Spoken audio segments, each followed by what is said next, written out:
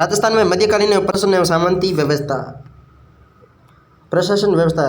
गुप्त शासकों की शक्ति कमजोर होने के बाद राजपूताना में शक्कों तथा वर्णों के आक्रमण प्रारंभ हो गए। कालांतर में छोटे छोटे प्रशासनिक इकाइयों का जन्म हुआ जो राजपूत राज्य के नाम से प्रसिद्ध हुए। 8वीं शताब्दी तक कई राजपूत राजवंश अस्तित्व में आ चुके थे। 8वीं से 12वीं शताब्दी के काल में राजस्थान की शासन संबंधी विवेचना की सामग्री विशेष रूप से प्राप्त नहीं होती है।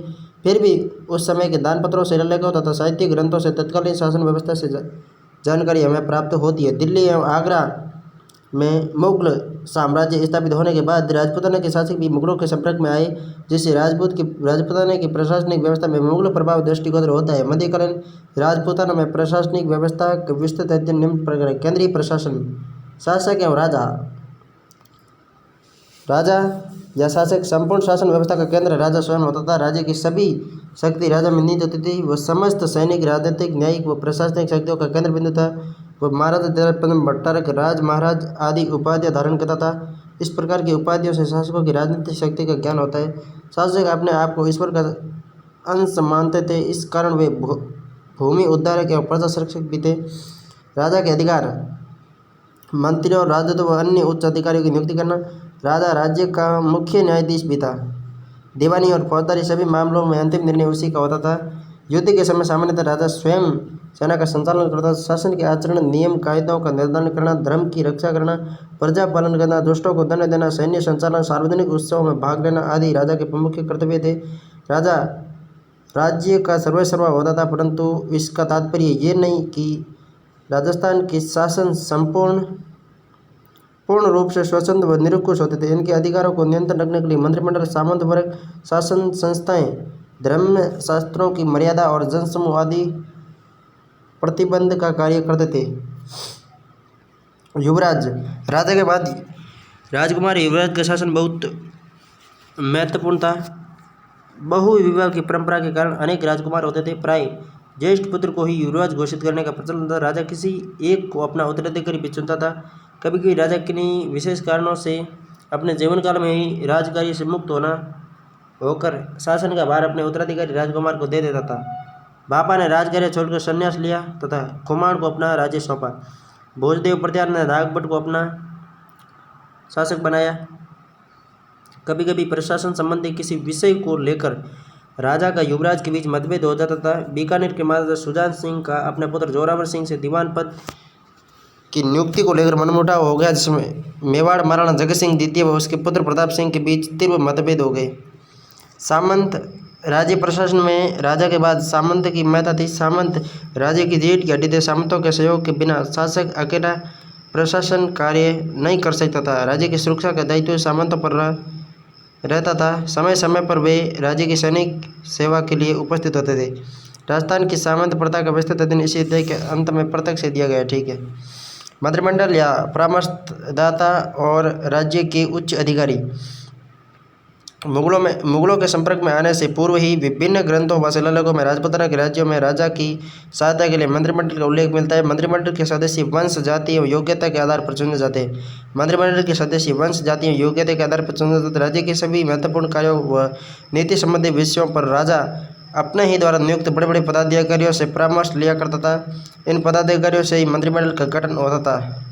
राजा अपनी इच्छा से इन्हें नियुक्त करता था और हटा भी देता था, लेकिन विशेष रूप से जो मंत्री जनहित कार्यों के संपादन में उपयुक्त माने जाते थे उनका पद वंशानुगत चलता था। शासक इन मंत्रियों की सलाह मानने के लिए बाध्यकारी नहीं होते थे। योग्य मंत्रियों की सलाह का राजा सम्मान करते थे। मारवाड़ में महाराजा विजय सिंह के काल में कुछ समय को छोड़कर प्रधान का पद कुपावतों के पास रहा। मानसिंह के समय तक प्रधान के पद पर प्राय पोखरण के ठाकुर को नियुक्त किया जाता था। प्रतापगढ़ राज्य में मंत्री का पद पंडलिया परिवार में मस्सागुत्र रहा। मेवाड़ में महाराणा राज सिंह द्वितीय के मंत्रिमंडल में प्रधान, पुरोहित, खजांची, पाठशाला अध्यक्ष, धर्माध्यक्ष, दानाध्यक्ष व मुख्य मुसाहिब सम्मिलित थे। पूर्व मध्यकाल 953 ईस्वी के सारणेश्वर शिलालेख सिरोही के अनुसार मेवाड़ में अमात्य यानी मुख्यमंत्री, संधि विग्रहक, संधि और युद्ध का मंत्री अक्षपटलिक की आरस में आया था। वित्त और आय व्यय का ब्यौरा रखने वाला अधिकारी या लेखा अधिकारी, नैमित्तिक, राजकीय ज्योतिषी और बंदीपति मुख्य भाट, भिस्काधिराज मुख्य वैद अमात्य, मुख्यमंत्री, संधि विग्रह, संधि और युद्ध का मंत्री, अक्षपटलिक, वित्त व आय व्यय का ब्यौरा रखने वाला अधिकारी या लेखा अधिकारी, नैमित्तिक, राजकीय ज्योतिष, नैमित्तिक, राजकीय जोशी, बंदीपति, मुख्य बाट, भिस्काधिराज, मुख्य वेद, प्रधान या प्रधानमंत्री। केंद्र में राजा के पास सर्वोच्च अधिकारी प्रधान होता था, वह राजा का मुख्य सलाहकार था। सैनिक तथा न्याय से संबंधित कार्यों में राजा की सहायता करता था। राजा की अनुपस्थिति में राज्य का प्रशासन चलाने का दायित्व उसी का होता था। मेवाड़ में सलूम्बर के रावत को प्रधान का पद वंशाणु को प्राप्त था, जिसे भाजगढ़ कहते थे। मेवाड़ में सलूम्बर के रावत को प्रधान का पद वंशाणु था, जिसे भाजगढ़ कहते थे। बाद में महाराणाओं की आज्ञाओं का उल्लंघन करने पर उन्हें इस पद से वंचित कर दिया गया। मारवाड़ में प्रधान का पद बड़ा सम्मानित पद था। महाराजा विजय सिंह ने पोखरण के ठाकुर सवई सिंह को प्रधान के पद पर नियुक्त किया। वह युद्ध के समय सामंतों की सेना को जुटाने तथा उसका नेतृत्व करने का दायित्व निभाता था। जयपुर राज्य में प्रधानमंत्री के लिए मुसाहिब शब्द का प्रयोग होता था। कोटा में इसे फौजदार या दीवान के नाम से जाना जाता था। जालिम सिंह। बिकानेर और बूंदी में भी दीवान ही प्रधानमंत्री होता था। कोटा राज्य का फौजदार के पद पर झाला जालिम सिंह नियुक्त हुआ। राज्य की समस्त शक्ति उसी में निहित थी। वो राजा तो नहीं था, किंतु शक्ति उसमें सब पूरी निहित थी। दीवान राजपूत राज्यों में प्रशासनिक तंत्र का मुख्य दीवान होता था, जो मुख्य रूप से वित्त व राजस्व संबंधी मामलों पर नियंत्रण रखता था। दीवान से ये अपेक्षित था कि वह राज्य की आमदनी बढ़ाकर विभिन्न खर्चों की पूर्ति करेगा। जिन राज्यों में प्रधान पद का प्रावधान नहीं था, वहाँ दीवान ही प्रधान का कार्य करता था। नियुक्ति के समय उसे दीवान की राजकीय मोहर सील, जिस पर उसका नाम अंकित होता था, सुपुर्द की जाती थी। सभी महत्वपूर्ण राजकीय दस्तावेजों पर दीवान की मोहर लगाई जाती थी। दीवान के पद पर सामान्यतः गैर राजपूत जाति के व्यक्तियों को नियुक्त किया जाता था। दीवान के पद पर सामान्यतः गैर राजपूत जाति के व्यक्तियों को नियुक्त किया जाता था। दीवान को आमिल, कोतवाल, अमीन, दरोगा, मुंसरिफ, वाक्यान्विश, फौजदार आदि पदाधिकारी को नियुक्त करने का अधिकार था। कई बार दीवान युद्ध के समय सेना का नेतृत्व भी करते थे। जोधपुर के महाराजा अजीत सिंह का दीवान रघुनाथ भंडारी और बीकानेर के महाराजा सूरज सिंह का दीवान अमरचंद सुराणा योग्य प्रशासक होने के साथ कुशल सेनानायक भी थे। देश दीवान राजा की अनुपस्थिति में राज्य प्रशासन की बागडोर दीवान के हाथों में रहती थी, तब उसे देश दीवान कहा जाता था। दीवान हजूरी, इसके दफ्तर दीवान हजूरी में सब कागजात सुरक्षित रखे जाते थे। इसके दफ्तर में एक महकमा बकायत होता था, जो परगनों के अधिकारियों को लगान की दरें, बकाया वसूली, परगने के खजानों की जमा व खजाना हजूरी में भेजी जाने वाली रकम आदि के बारे में दिशा निर्देश होते थे। मुसाहिब, कुछ राज्य में मुसाहिब का भी महत्वपूर्ण पद होता था। जयपुर राज्य में मुसाहिब का पद प्रधानमंत्री व सैन्य पद था। बीकानेर राज्य में इस पद के लिए कहीं मुख्तियार शब्द का प्रयोग किया गया है। दयालदास ख्यात से ज्ञात होता है कि सुब्रत सिंह के काल में मुसाहिब सेना का प्रधान सेनापति था। जोधपुर के महाराजा मान सिंह का प्रथम मुसाहिब इंद्रराज सिंघवी था। उसका दीवान से भी अधिक सम्मान था मुसाहिब का। महाराजा जसवंत सिंह द्वितीय जोधपुर के काल में उनके छोटे भाई सर प्रताप को मुसाहिब आला प्रधानमंत्री के पद पर नियुक्त किया गया। उदयपुर में यह पद मुतसदी के नाम से जाना जाता था। बक्सी, दीवान के बाद दूसरा महत्वपूर्ण अधिकारी बक्सी होता था। पदाधिकारी वह प्रधानतः सेना विभाग का अध्यक्ष होता था। बक्सी सेना का अध्यक्ष होता। वह सेना की रसद व्यवस्था, अनुशासन, सैनिकों का प्रशिक्षण, युद्ध स्थल में घायल सैनिकों व पशुओं के उपचार एवं उनकी सुरक्षा का प्रबंधन करता था। जयपुर राज्य में बक्सी को बक्सी देश, बक्सी परगना और बक्सी जागीर सहायता करते थे। खबरनवीस, किलेदार, मुशरीफ, हवलदार, दरोगा, तोपखाना आदि उसके अधीन होते थे। बक्सी के अधीन। जोधपुर राज्य में इसे फौज बक्सी भी कहते हैं। मारवाड़ में महाराजा बखत सिंह के राज्यकाल में सर्वप्रथम प्याद बक्सी नामक एक नवीन पद का सृजन किया गया। मुत्सदी के कार्य राजस्थान की रियासतों में प्रशासन का संचालन करने वाला अधिकारी मुत्सदी कहलाता था। सिकदार, ये एक परगना का मुख्य अधिकारी न होकर नगर कोतवाल के समकक्ष था। बीकानेर प्रशासन में तो इस पद का बड़ा महत्व रहा है। महाराजा सुजान सिंह के काल में ख्वास आनंद राम बहुत प्रभावशाली सिकदार था। जोधपुर राज्य में नगर प्रशासन का चमत्कारी सिकदार को सुपुर्द था। नगरीय सुरक्षा एवं शांति का दायित्व सिकदार था। कालांतर में मारवाड़ में सिकदार का पद कोतवाल के नाम से जाना जाता था। मेवाड़ राज्य में सिकदार का कहीं उल्लेख नहीं मिलता है। वहाँ नगर प्रशासन का अधिकारी कोतवाल ही होता था। खान सामान या खान सामान, ठीक है। खान सामान का पद दीवान के अधीन था। वह निर्माण वस्तुओं के क्रय, राजकीय विभागों के सामान की खरीद और संग्रह से संबंधित कार्य करता था। उदयपुर राज्य में प्राचीन परंपरा के अनुसार इस पद का नाम पाकाध्यक्ष था। जयपुर राज्य में यह पद खान सामान के नाम से जाना जाता था। वकील, पड़ोसी राज्यों के साथ कूटनीतिक संबंध बनाए रखने के लिए वकील की नियुक्ति की जाती थी। मुगल काल में वह शाही दरबार में राजा के प्रतिनिधि के रूप में नियुक्त रहता था। वह अपने शासक को मुगल दरबार की गतिविधियों से निरंतर अवगत करवाता था। मीर मुंशी, मारवाड़ में कूटनीतिक पत्र व्यवहार की देखरेख के लिए मीर मुंशी का अलग विभाग था। मानसिंह के काल में मीर मुंशी केवल फारसी में पत्र व्यवहार किया करता था। वकील पड़ोसी राज्यों में ब्रिटिश एजेंटों की भांति महाराजा का प्रतिनिधित्व करते थे। खजांची, राज्य में खजांची होते थे जो खजाने में जमा व खर्च की रकम का ब्यौरा रखते थे। मेवाड़ में इस अधिकारी को प्रारंभ में कोषपति कहते थे। खजांची, कोषपति। किलेदार, किले की रक्षा या अधिकारी किलेदार कहलाता था। किले की सुरक्षा के लिए वह उत्तरदायी था। किलेदार अपने पास यथेष्ट सैनिक रखता था। डोडीदार, महल की सुरक्षा, देखरेख व निरीक्षण का दायित्व डोडीदार पर था। शासक से मिलने आने वाले व्यक्तियों पर डोडीदार नजर रखता था। पुरोहित, राज्य के धार्मिक कार्यों, उत्सवों, त्योहारों व पर्वों में संपन्न करवाने के लिए पुरोहित होता था। कभी कभी पुरोहित को पड़ोसी राज्य में भी महत्वपूर्ण संदेश देने के लिए भेजा जाता था। धर्म संबंधी कार्यों में पुरोहित के अतिरिक्त राजव्यास और बारठ का भी महत्व रहा है। मारवाड़ के शासक अजीत सिंह ने जुलाई 1708 में अखेराज को पुरोहित, नाथावत दीपचंद को व्यास और केसरी सिंह को बारठ नियुक्त किया था। धर्म व दान संबंधी विभाग, धर्म व दान संबंधी कार्यों के लिए एक पृथक विभाग होता था जिसे धर्माद विभाग या महकमा पुण्यार्थ कहा जाता था। इस विभाग का कार्य मंदिरों, गरीबों, अनाथों, विधवाओं आदि को राजकीय अनुदान देना होता था। उदयपुर राज्य में इस विभाग के अध्यक्ष को दानाध्यक्ष, कोटा राज्य में हकीम पुण्य, जयपुर में हकीम खैरात के नाम से संबोधित किया जाता था। वाक्यान्वित, सूचना भेजने के लिए नियुक्त अधिकारी, वाक्यान्वित, सूचना भेजने के लिए नियुक्त अधिकारी। अन्य अधिकारी, राज्य में छोटे मोटे अनेक विभाग होते थे जिनके अधिकारी अपने विभाग के कार्य से जाने जाते थे। जैसे दरोगा ए डाक चौकी, डाक का प्रबंधन का कार्य। दरोगा ए शायर, चुंगी वसूली का कार्य। दरोगा ए फरासरखाना, सामान के विभाग का अध्यक्ष। दरोगा ए जमहार खाना, दरोगा ए आबदार, खाने पीने का अधिकारी। दरोगा ए शिकार खाना, मुंसरिफ, वित्त विभाग का सचिव आदि अधिकारी अपने अपने विभागों का कार्य किया करते थे। कहीं कहीं इन्हें हवलदार कहा जाता था। शासक वर्ग से संबंधित राजकीय आदेश, नीचे दी गई शब्दावली में अधिकांश शब्द मुगल प्रभाव के कारण राजस्थान के राज्यों में भी इस्तेमाल किए जाने लगे, जिनमें से कुछ महत्वपूर्ण राजकीय आदेश निम्न में। फरमान, मुगल बादशाह द्वारा जारी शाही आदेश फरमान कहलाता था। परवाना, राजा द्वारा अपने अधीनस्थों को जारी किया जाने वाला आदेश परवाना कहलाता था। मुगल बादशाह फरमान जारी करता था, राजा अपने अधीनस्थ को परवाना जारी करते थे।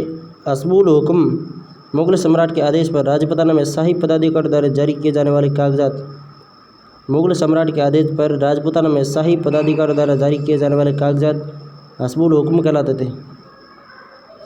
निशान,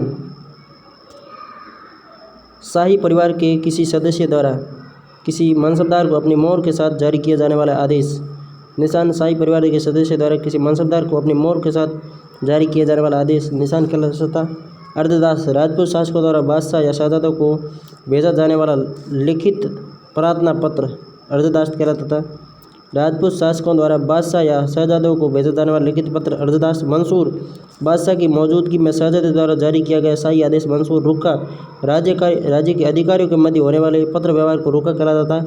खरीता, एक राजा का दूसरे राजा के मध्य किया जाने वाला पत्र व्यवहार खरीता कहलाता था। अधिकारी के मध्य पत्र व्यवहार रुक्का और दो राजाओं के मध्य पत्र व्यवहार खरीता कहलाता था। खतूर ए महराजगान या एहलकारान, किसी राज्य द्वारा देशी शासकों, मराठों, भंडारियों, मुगल दरबार एवं पड़ोसी राज्यों के साथ किया जाने वाला पत्र व्यवहार खतूत, महाराजगान या एहलकारान कहलाता था। वाक्या, इसमें शासक की व्यक्तिगत एवं राजकार्य संबंधी गतिविधियों तथा राज परिवार के सदस्यों की सामाजिक रस्मों व्यवहारों आदि का वर्णन न कीते। वाक्य में राज परिवार के सदस्यों की सामाजिक रस्मों व्यवहार आदि का वर्णन है। सनद मुगल बादशाह द्वारा अपने अधीनस्थों को जागीर प्रदान करने की लिखित स्वीकृति सनद कहलाती थी। वकील रिपोर्ट मुगल दरबार में जागीरदार व मनसबदार अपने किसी प्रतिनिधि को नियुक्त करते थे, उन्हें वकील कहा जाता था। ये वकील दरबार की समस्त गतिविधियों की सूचना अपने जागीरदार या मनसबदार को भेजा करता था। इसके द्वारा भेजी गई सूचनाओं को वकील रिपोर्ट कहा जाता था। स्थानीय प्रशासन प्राचीन शिलालेख में राजस्थान के विभिन्न राजवंशों में पूर्व मध्यकाल में राज्य से छोटी प्रशासनिक इकाइयों होने का उल्लेख मिलता है। मध्यकाल में राज्य में छोटी इकाइयाँ होती थी जिन्हें ग्राम, मंडल, दुर्ग आदि कहते थे। इनके पदाधिकारियों को क्रमशः ग्रामिक, मंडलपति और दुर्गाधिपति कहते थे। मारवाड़ में सिख और परगना नामक इकाइयाँ मिलती है। सिख नामक इकाई शेरशाह के शासनकाल में शुरू हुई। भाटी गोविंददास ने मारवाड़ में परगना शासन को मुगल पद्धति के अनुसार व्यवस्थित किया। भाटी गोविंददास ने मारवाड़ में परगना शासन को मुगल पद्धति के अनुसार व्यवस्थित किया। परगना मुगल संबंधों के प्रभाव से राजपूताना में भी राज्यों को परगनों में बांटा गया। प्रत्येक परगने में 20 या इससे अधिक मौजे या गांव कराते थे।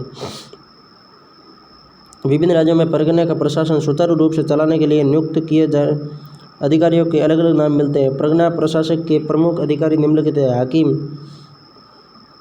परगना में शासकीय तथा न्याय संबंधी कार्यों के लिए परगने के सर्वोच्च अधिकारी हाकिम होता था। हाकिम की नियुक्ति व पदच्युति सीधे महाराजा द्वारा होती थी।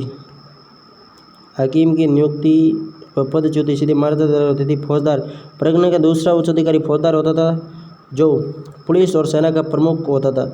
उसका कार्य परगनों की सुरक्षा व्यवस्था को देखना होता था। फौजदार का एक अन्य कार्य अमलगुजार आमिल को राजस्व वसूली में सहायता देना था। इसके नीचे कई थानों के थानेदार रहते थे, जो चोर एवं डाकुओं का पता लगाते थे या उनकी निगरानी रखते थे। परगने में कोई बड़ा अपराध या संगीन डकैती होने पर फौजदार और कभी कभी ठाकुर स्वयं सवारों के साथ डाकुओं के विरुद्ध अभियान पर जाते। मारवाड़ में से बाढ़ चढ़ना, अरे भूमियाँ चढ़िया बार हो रही रे, गाढ़ेरो सुरो भूमियों, ऐसा एक कुछ गाना है मारवाड़ का। ये मारवाड़, मेवाड़ व बीकानेर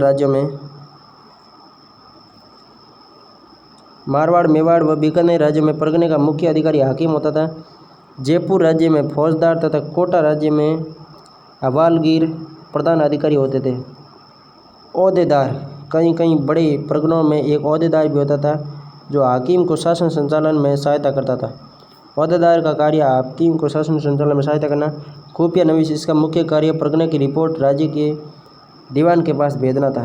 पोतदार परगने का खजांची पोतदार होता था, जो परगने के खजाने में आमद व खर्च का हिसाब रखता था। शायर दरोगा परगने में चुंगी पर वसूलने के लिए केंद्र की ओर से शायर दरोगा की नियुक्ति की जाती थी।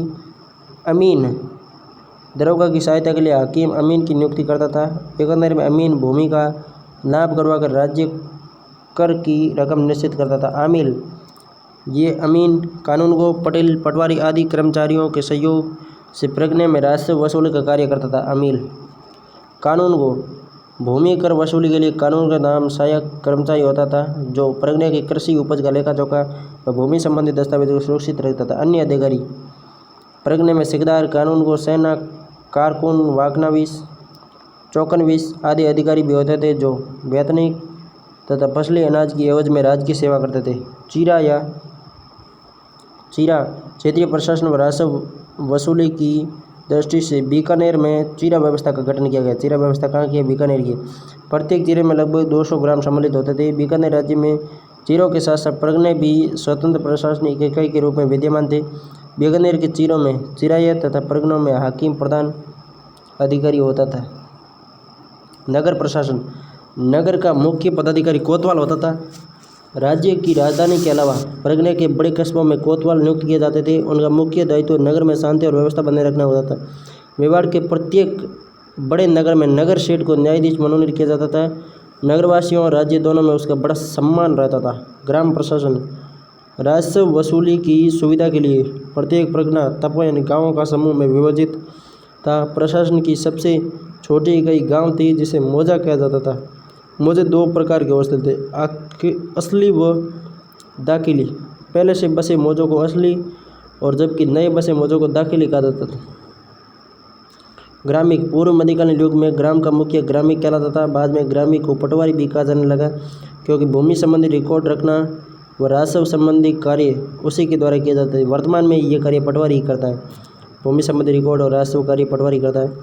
अन्य कर्मचारी पटवारी के सहयोगी के रूप में कड़वारिया, खेत रक्षक, तपेदार, राज्य के भाग का लेखा जोखा रखने वाला तपेदार, तोलावाटी जो उपज तोलता था, सहाने प्रबंधक जो राज्य का भाग निश्चित करता था, चौकीदार, मीणा व बावरी आदि कर्मचारी नियुक्त होते थे। गांव में प्रशासनिक स्तर पर स्थायी रूप से स्थानीय अधिकारी चौधरी या पटेल होता था।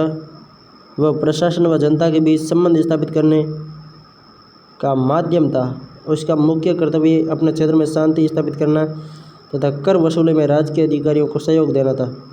पंचायत व्यवस्था राजबंधाने के अधिकार राज्यों में मराठा आक्रमणों से परगनों की प्रशासनिक व्यवस्था अस्त व्यस्त होने लगी। ऐसी स्थिति में ग्राम स्तर पर प्रशासनिक कार्यभार ग्राम पंचायतों को संभालना पड़ा। ग्राम पंचायत ग्रामों में न्याय, झगड़े निपटाना, धार्मिक व सामाजिक कार्य करती थी। ग्राम पंचायत व जाति पंचायत के निर्णयों को राज्य द्वारा मान्यता दी जाती थी। जाति पंचायत जाति संबंधी समस्याओं का समाधान जाति पंचायत द्वारा किया जाता था। विवाह संबंधी झगड़े, व्यभिचार के आरोपों, कुटुंब की कटुताओं, जाति की सदस्यताओं की अशिष्टताओं आदि की जांच करना व अपराधियों को दंड देना जाति पंचायत का कार्य था। पंचायतों के निर्णय की अपील परगना अधिकारी, दीवान और शासक के पास की जा सकती थी। जैसे वर्तमान में हाई कोर्ट की अपील है जो सुप्रीम कोर्ट में की जा सकती है, वैसे ही। राजस्व व्यवस्था राजस्थान के सभी राज्यों में राजस्व, कर और भूमि व्यवस्था एक समान नहीं थी। मध्यकाल में राज्य की आर्थिक व्यवस्था का मूलाधार कृषि एवं कृषि राजस्व भी था। राज्य की भूमि स्वामित्व के आधार पर सामान्यतः खालसा, हवाला, जागीर, भूम शासन में विभाजित थी। खालसा भूमि राज्य व राजा के सीधे स्वामित्व में होती थी। विभिन्न प्रगणों के अधिकारी पैदावार वाले गांवों को खालसा भूमि में रखा जाता था। इसका प्रबंधन एवं नियंत्रण दीवान द्वारा किया जाता था। खालसा भूमि का प्रबंधन एवं नियंत्रण कौन करता था? दीवान। हवाला भूमि की देखरेख हवालदार करता था। जागीर की भूमि सीमित जागीरदार सामंत के नियंत्रण में रहती थी, परंतु जागीर को अपनी निश्चित वार्षिक कर की रकम राजकीय खजाना में जमा करानी होती थी। जागीर को भूम या भूमभाव भूम की भूमि भूमियों को राज्य की सेवा के बदले प्राप्त होती थी। उन्हें भूमि स्वामित्व के आधार पर प्राप्त होती थी।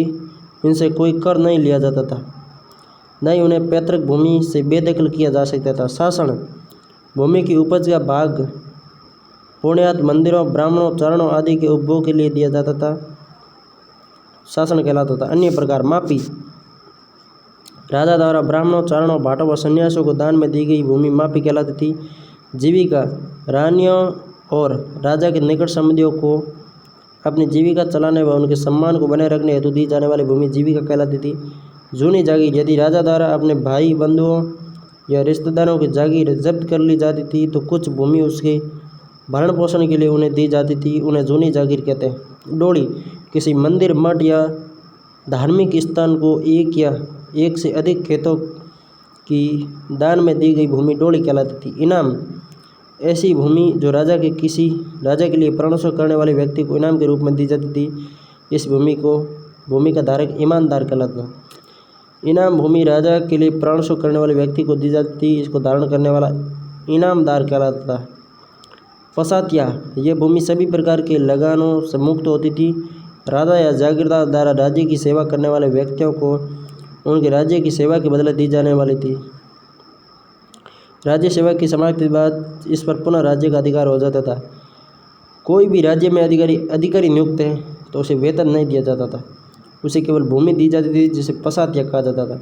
राज्य के अधिकारियों को विभिन्न कर्मचारियों को दी जाने वाली भूमि पसातिया कहलाती थी। मदद मास उच्च वर्ग के लोगों या विद्वानों को राजस्व मुक्त भूमि अनुदान के रूप में राज्य द्वारा दी जाती थी। मुगल साम्राज्य में से सरयुगल भूमि भी कहा जाता था। मुगल साम्राज्य में से सरयुगल भूमि भी कहा जाता था। चरणोत भूमि, इस भूमि पर राजा का नियंत्रण नहीं होता था। इस पर ग्राम पंचायत का सामूहिक अधिकार होता था। इसे गोचर या चरणोत भी कहा जाता था। ये भूमि पशुओं के आहार व्यवहार के लिए छोड़ी जाती थी। चरणोत भूमि वर्गीकरण, मारवाड़ में दो प्रकार के काश्तकार थे, बापीदार और गैर बापीदार। बापीदार, इन्हें भूमि का स्वामित्व का अधिकार था। इन राज्य की ओर से कई रियायतें प्राप्त थी। इनके खेत में लकड़ी घास पर स्वामित्व का अधिकार था। कुएं खोदकर अपनी उपज बढ़ा सकते थे। अकाल के समय कुछ समय तक बाहर जाकर वापस आने पर भी अपनी भूमि जोत सकते थे। जबकि गैर बापीदार, इन्हें बापीदारों की तरह अधिकार प्राप्त नहीं थे। वह मात्र शिकमी काश्तकार होता था। ऐसी भूमि राज्य को निश्चित लगान देकर साल दर साल खेती के लिए ली जाती थी। जयपुर राज्य में राजस्व की दृष्टि से गांवों को असली और दाखिली में विभाजित करके रखा था। कोटा में तोजी तकसीम में गांव को असली और मजारा में बांटा गया। मजारा के किसान को अपनी भूमि को गिरवी रखने या बेचने का अधिकार नहीं था। मेवाड़ में किसान भूमि का स्वामी था। ये तो बहुत अच्छी बात है। वह अपनी भूमि को बपोती कहता था। मेवाड़ में किसान भूमि का स्वामी होता था और वह अपनी भूमि को बपोती कहता था। भूमि या भू राजस्व को लगान, भोग, भोज या हासिल कहा जाता था। भोग अर्थात राज्य के भाग को निर्धारित या वसूल करने के राजस्थान के विभिन्न तरीके थे। इनका निर्धारण मुख्यतः भूमि के स्वरूप, फसल की विशेषता तथा काश्तकार की जाति को ध्यान में रखकर किया जाता था। कर निर्धारण व्यवस्था। भूमि का स्वरूप, बारानी उन्नाव, बारानी बरसात, बरसात पानी से सिंचित भूमि बारानी कहलाती। उन्नाव, तालाबों, कुओं व बावड़ियों से सिंचित भूमि उन्नाव कहलाती थी।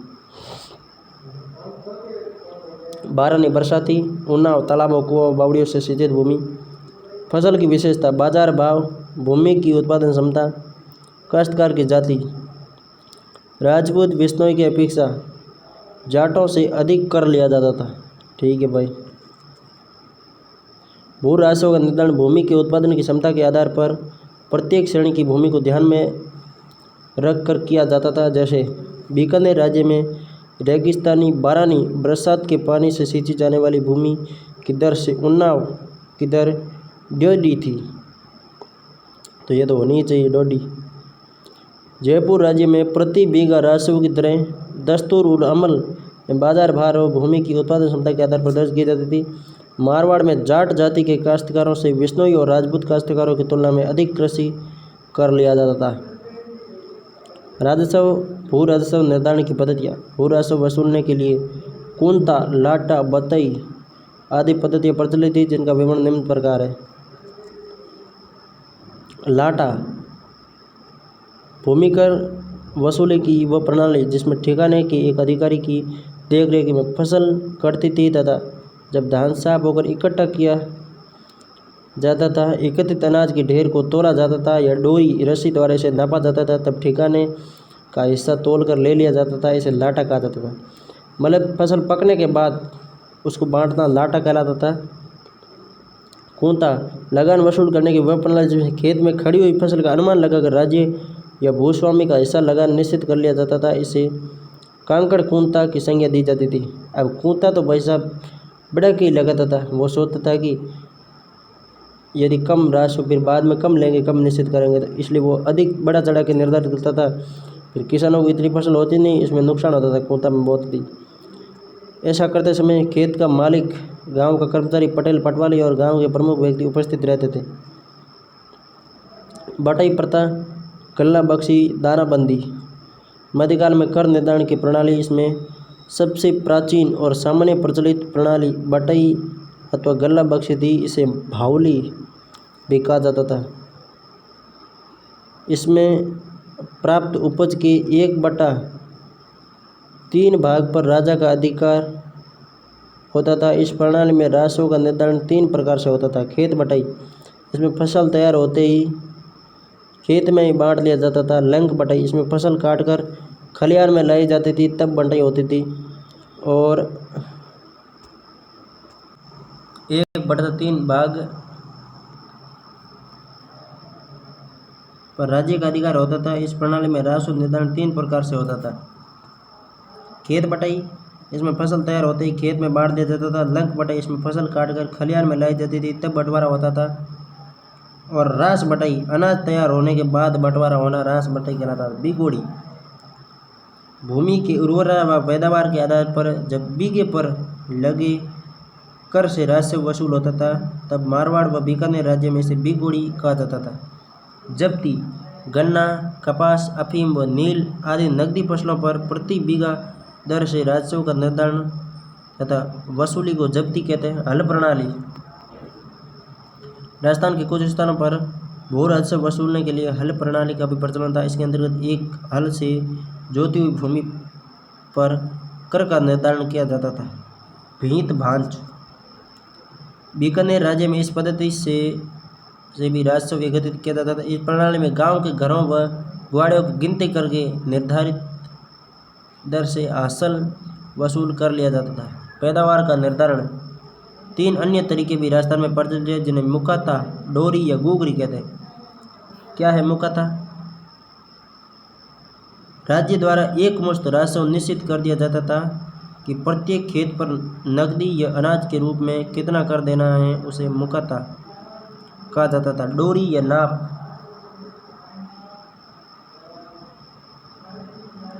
चौक, खलिहान में अन्य राशि पर चिन्ह लगाने की क्रिया चौक कहलाती है। डोरी, नापे गए बीघे का हिस्सा निर्धारित करके माल गुजारी वसूल की जाती थी। जयपुर राज्य में भूमि की नपाई बांस द्वारा की जाती थी। इस प्रणाली को जब्ती प्रणाली भी कहते हैं। गुगरी, जब प्रति कुआ या प्रति खेत पैदावार की निश्चित मात्रा निर्धारित कर दी जाती थी, तब उसे गुगरी कहा जाता था। बीज गुगरी, यदि राज्य अपने हिस्से के रूप में केवल उतना ही अनाज स्वीकार कर लेता था जितना बोई गई बीज के बराबर हो, तब उसे बीज गुगरी कहते हैं। जब तक बटाई नहीं होती थी, तब तक खलिहान में रखे धान की चौकीदारी करने का कार्य बलाई और सेना का होता था। बांट के समय पदाधिकारी, हवालदार, कनवारिया, घावाद, चौधरी यानी कि पटेल, पटवारी, कामदार और काश्तकार आदि उपस्थित रहते थे। साध प्रथा, इसके तहत मेवाड़ के क्षेत्र में किसानों से लगान की अदायगी के लिए राज्य द्वारा स्थानीय महाजन से आश्वासन लिया जाता था। इस व्यवस्था से किसान अधिकाधिक रूप से महाजनों पर आश्रय देने लगा और उनके चंगुल में फंस गया। इजारा प्रणाली, इसके तहत सबसे अधिक बोली लगाने वाले किसान को भूमि ठेके पर दी जाती थी। इससे राज्य को तो अधिक राजस्व प्राप्ति होती थी, लेकिन किसानों को अत्यधिक बोझ बढ़ने लगा। बोझ राजस्व के अतिरिक्त अन्य कर, गृह कर, विभिन्न राज्यों में अलग अलग नाम से गृह कर लिया जाता था। मारवाड़ में घर गिनती अथवा घर भाव, कोटा राज्य में घर बराड़, मेवाड़ में घर गिनती बराड़, जयपुर में घर की बिगोती और बीकानेर में धुआं भांज के नाम से ये कर लिए जाते थे। घासमरी, घासमरी विभिन्न प्रकार की चराई करों का सामूहिक नाम घासमरी था। बीकानेर राज्य में ऊंट पर 5 रुपये, गाय व बैल पर 1 रुपये और बकरी पर 4 आने की दर से चराई वसूला जाता था। नजराना, राज्याभिषेक, जन्मदिन, त्योहारों और विशेष उत्सवों पर लगने वाले दरबारों के समय सामंत मुतसदी अधिकारी वर्ग द्वारा शासक राजा को नजराना या नजर भेंट किया करते थे। पेशकशी, पट्टा प्राप्त करने पर पट्टेदार, चौधरी, पटवारी, जमींदार अपने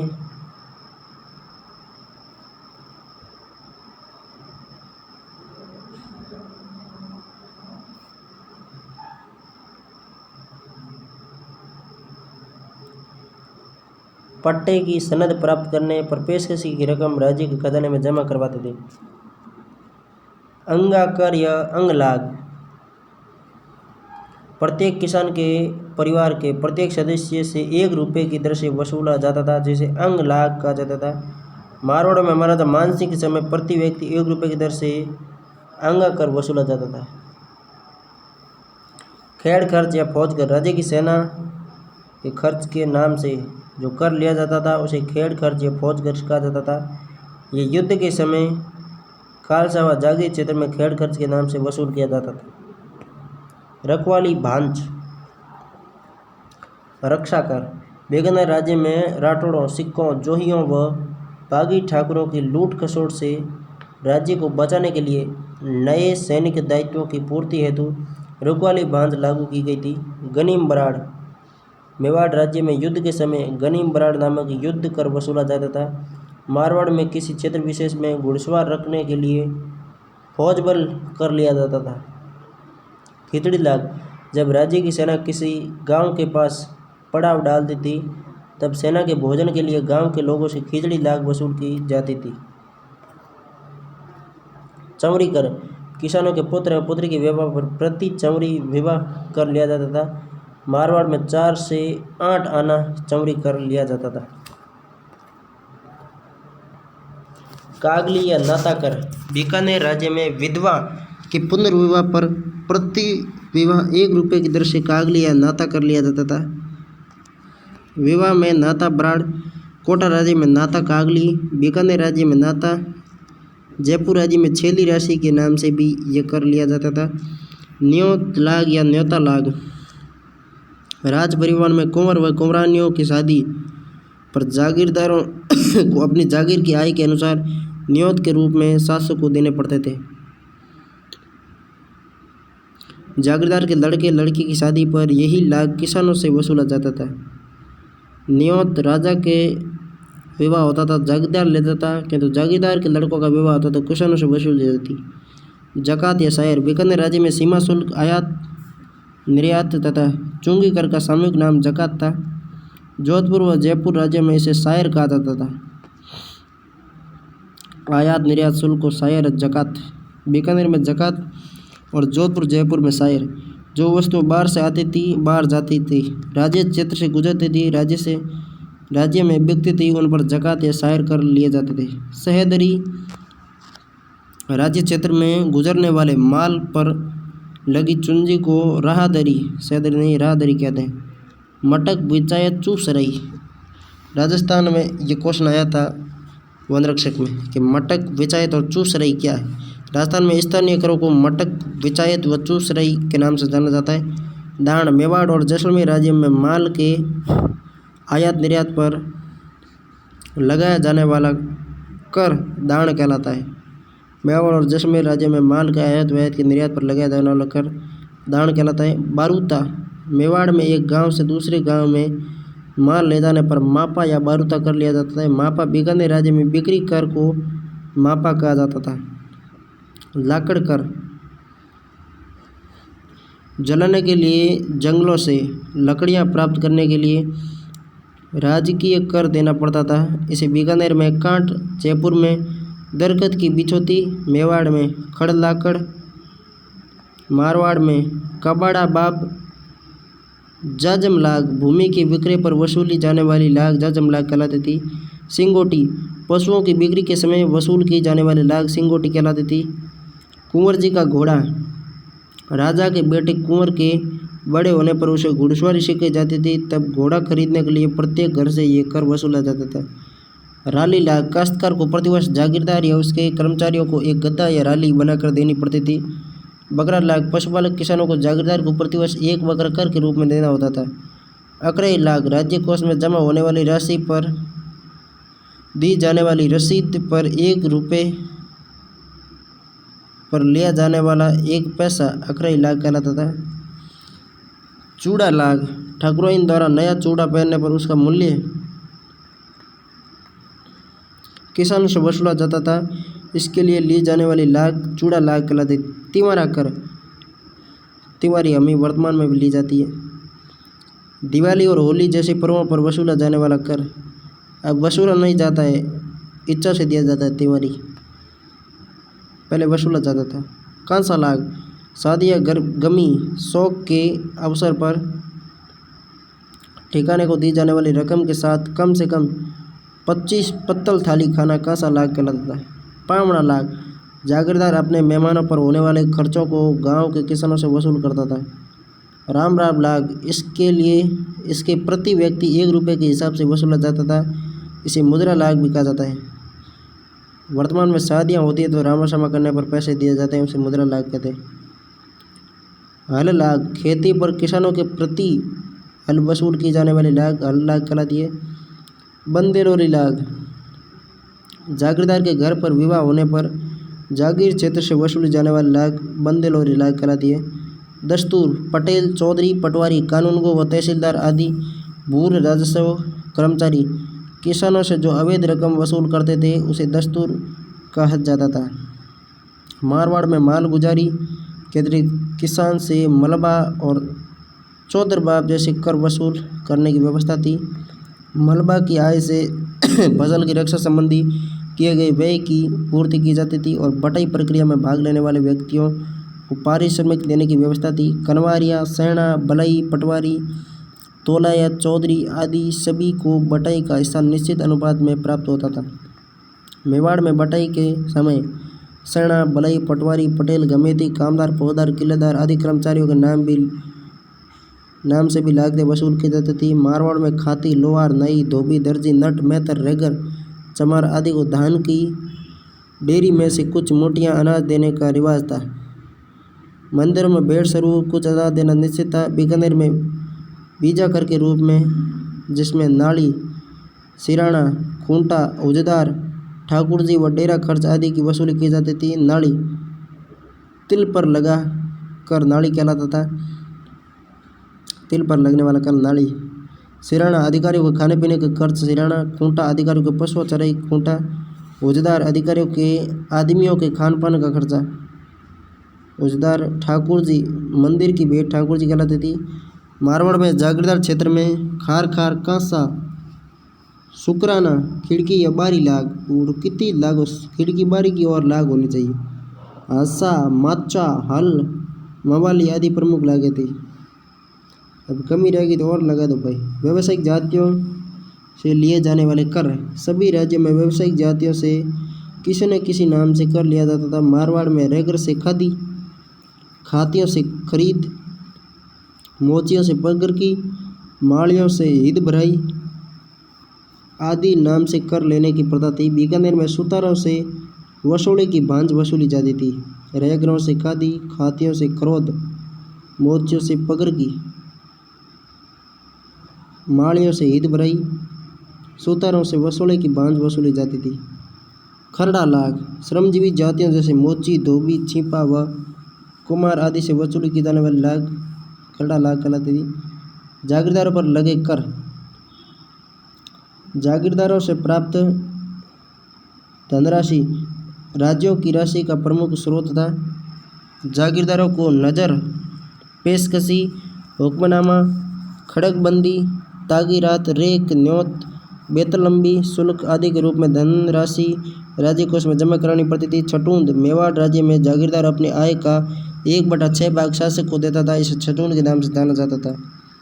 राज्य की आय के अन्य प्रमुख स्रोत हैं। दंड से प्राप्त आय, राज्य के अधिकारियों और पट्टायतों द्वारा ठीक से कार्य नहीं करने पर उन्हें दंडित किया जाता था। इसके अलावा विभिन्न प्रकार के अपराधों के लिए भी शुल्क दंड लिया जाता था। राजा अपने बागी जागीरदारों से भी दंड के रूप में धन वसूली करता था। टकसालों से आय, राजपूताना के लगभग सभी राज्यों में टकसालें स्थापित थी। टकसालों से भी उन्हें आय होती थी। वन, खान, नमक और आबकारी राज्यों की आयों के प्रमुख स्रोत थे। मध्यकाल में राजस्थान के किसी राज्य में जंगलात का कोई पृथक विभाग नहीं था। मध्यकाल में राजस्थान के किसी राज्य में जंगलात का कोई पृथक विभाग नहीं था। खनिजों से आय, राजस्थान की विभिन्न रियासतों में कई प्रकार के खनिज निकलते हैं। मेवाड़ में सीसा, जस्ता, तांबा और चांदी। जयपुर राज्य में केतड़ी, सिंगाना में तांबे की खानें। मारवाड़ में सीसा, पाली के पास फिटकरी, पाली से फिटकरी निकलती। बीकानेर, जैसलमेर में खड़िया मिट्टी के भंडार। इस प्रकार के खनिजों से संबंधित राज्य में आय हुआ करती थी। राजस्थान में सर्वप्रथम भूमि बंदोबस्त कोटा राज्य में झाला जालिम सिंह ने 1807 में करवाया। उसने राज्य की समस्त भूमि को नप पाया, उसे बीघों में विभाजित कर चकबंदी की गई। राजस्थान में सर्वप्रथम भूमि बंदोबस्त कोटा राज्य में झाला जालिम सिंह ने 1807 में करवाया, समस्त भूमि को नप पाया और बीघों में विभाजित कर चकबंदी की। भू राजस्व प्रशासन संबंधित शब्दावली। खसरा या तजकीरा, भूमि संबंधित विस्तृत विवरण को खसरा या तजकीरा कहते हैं। छूट के कागज, करों के भार से दबी हुई ग्रामीण जनता की स्थिति बड़ी दयनीय होती थी तो शासक करों में छूट देने के आदेश दिया करता था। राजकीय बहियों में इससे संबंधित पत्र छूट के कागज कहलाते थे। 68 जयपुर राज्य की भूमि संबंधी रिकॉर्ड या आरएस का क्वेश्चन है। इसमें जयपुर राज्य के परगनों में जितने मौजे थे उनकी भूमि पैदावार आदि का वर्णन 68 में होता था। दाखला, राजा व जागीरदार के द्वारा काश्तकारों को पट्टे दे दिए जाते थे, उनका विवरण राज्य के रजिस्टर में दर्ज रहता था, इसे दाखला कहते हैं। याददाश्त, ये पट्टे का एक प्रकार था जिसमें राजा द्वारा जागीरदार को जागीर स्वीकृत की जाती थी। याददाश्त में कणवारिया, गांव की फसल की देखरेख करने वाला कणवारिया था। ये खतरनाक आदमी होते थे, किसानों को पीट के मतलब हालत खराब कर देते थे कणवारिया भाई साहब। मध्यकालीन राजस्थान में यदि किसानों का कोई सबसे बड़ा दुश्मन था ना तो वो कणवारिया था। ये सही तरीके से मतलब रोटी खाने नहीं देते थे। बम या बड़ई, बिना किसी कारण के मतलब कणवारिया किसानों को पीट के चले जाते। बम या बड़ई ये गांव के चाकर होते थे जो जागीरदार के लिए संदेशवाहक का कार्य करते थे और गांव की सफाई आदि का दायित्व भी निभाते थे। कणवारिया मतलब हमारे कभी जो बड़े हैं ना, दादा परदादा दादी, वो बताते हैं कि हम मतलब लुके छुपे इनसे रोटी खाते थे। कणवारिया यदि रोटी खाते किसी को देख लाता था वो पीट के मतलब हालत ख़राब कर देता। तो उनकी बातें सुनते तो हमें लगता है कि भाई इन्होंने बहुत संकट में निकाली। मतलब ये सब ऊपर जो कर हैं वो हमारे पूर्वज चुकाते थे। वर्तमान में तो भारत आज़ाद हो गया है तो ये इस प्रकार कोई कर नहीं है। टपेदार, ये कर्मचारी गांव में राज्य द्वारा वसूल किए जाने वाला राजस्व हिसाब है जिसे टपेदार कहते थे। शायर दरोगा, परगने में चुंगी कर वसूलने वाला अधिकारी शायर दरोगा कहलाता था। इसकी नियुक्ति राज्य द्वारा की जाती थी। इसकी सहायता के लिए अमीन होते थे। सेना, भू राजस्व में राज्य का भाग निश्चित करने वाला अधिकारी सेना कहलाता। न्याय व्यवस्था, न्याय और दंड का अधिकार, न्याय और दंड का आधार प्राचीन धर्मशास्त्र थे। प्राचीन साहित्य स्रोतों विराट कथा कोश एवं साम्राज्य से भी न्याय व्यवस्था का वर्णन मिलता है। शासन की सबसे छोटी गई गांव था जहाँ न्याय अधिकारी ग्राम चौधरी या पटेल हुआ करता था। इसके अतिरिक्त ग्राम पंचायत, जाति पंचायतों द्वारा भी न्याय का कार्य संपन्न किया जाता था। परगनों में न्याय का कार्य हाकिम या आमिल या हवलगीर करता था। हाकिम को दीवानी और फौजदारी संबंधित सभी मामलों को सुनने का अधिकार था। इसके निर्णय के विरुद्ध राज्य के दीवान के पास अपील की जाती थी। मेवाड़ में दंडपति नाम का एक न्यायिक अधिकारी होता था। जयपुर राज्य में आमिल अपनी कचहरी में प्रतिदिन मुकदमे सुनता था। जयपुर में अमील और मेवाड़ में दंडपति मुकदमे सुनते थे। राजद्रोह व अन्य जघन्य अपराधों की जांच राजा स्वयं करता था। वादी प्रतिवादी गवाह को सुनकर राजा न्याय करता था। गवाह को शपथ लेकर बयान देना पड़ता था। जयपुर राज्य में राजा की अदालत को न्याय सभा की संज्ञा दी गई है। दंड व्यवस्था का भी कठोर थी। विभिन्न प्रकार के अपराधों के लिए अलग अलग तरह से दंड देने की प्रथा थी। मृत्युदंड के अतिरिक्त सिर छेदन, अंग भंग, देश निर्वासन, कारागार, जुर्माना आदि दंड भी दिए जाते थे। सबसे बड़ा कर तो होता था मृत्युदंड, उसके बाद में सिर में छेद किया जाता था, अंग को भंग किया जाता था, मतलब एक हाथ काट दिया, एक पैर काट दिया। देश से निर्वासन यानी देश से बाहर निकाल दिया। कारागार और जुर्माना आदि दंड दिए जाते थे। राज्यों में कारावास की व्यवस्था रहती थी। मारवाड़ में इसे भागसी, मारवाड़ में कारावास को भागसी कहते थे। मुसलमानों को न्याय उनकी धार्मिक पुस्तक शरीयत के अनुसार मिलता था। बड़े नगरों में नियुक्त काजी मुसलमानों का न्याय करते थे। मुसलमानों को न्याय उनकी धार्मिक पुस्तक शरीयत के अनुसार मिलता था। बड़े नगरों में नियुक्त काजी मुसलमानों का न्याय करते थे। सैनिक व्यवस्था, राज्य की सेना मुख्यतः सामंतों के सहयोग व निष्ठा पर निर्भर रहती थी। आवश्यकता पड़ने पर सामंत अपनी क्षमता के अनुसार नियमित रूप से निश्चित सैनिकों के साथ राजा की सेवा में उपलब्ध हो जाते थे। राजा के पास अंगरक्षकों के रूप में एक छोटी सैन्य टुकड़ी अतिरिक्त कोई निजी स्थायी सेना नहीं होती थी। सेना मुख्यतः दो भागों में बटी हुई थी, एक राजा की सेना जो ऐदी कहलाती थी, दूसरी सामंतों की सेना जो जमियत कहलाती थी। राजा की सेना ऐदी, अन्य सेना जमियत। राजा के पास अंगरक्षकों के रूप में एक छोटी सैन्य टुकड़ी के अतिरिक्त कोई निजी स्थायी सेना नहीं हुआ करती थी। मतलब ऐदी राजा के पास होती थी, जमियत सामंतों की होती थी। जब युद्ध होता था तो सामंत ही सेना लेके आते, राजा सेना का भार अपने पास नहीं रखता क्योंकि उसका खर्चा बढ़ जाता। दाखिली सैनिक, इन सैनिकों की भर्ती राजा की ओर से की जाती थी, लेकिन इनको सामंतों की सेवा में रख दिया जाता था। इन्हें वेतन भी सामंत की ओर से दिया जाता था। मुगलों के संपर्क में आने के बाद राजपूत भी बारूद, तोपें, बंदूकों, छोटी तलवारों और हल्की ढालों का उपयोग करने लगे। पहला भाई साहब राजपूत भाला लेते 100 किलो का। अब भाई साहब वो उठाएगा कौन, युद्ध कौन करेगा? पर नहीं, मतलब अपनी प्रतिष्ठा के लिए हम इतना बड़ा भाला से युद्ध करते हैं। राजपूत सैनिक भी मुगल सैनिकों जैसी पोशाक पहनना लगे। पैदल सेना और घुड़सवार सेना की सेना के प्रमुख अंग थे। जिन सैनिकों प्यादों के पास बंदूकें होती थी वे बंदूकची कहलाते थे।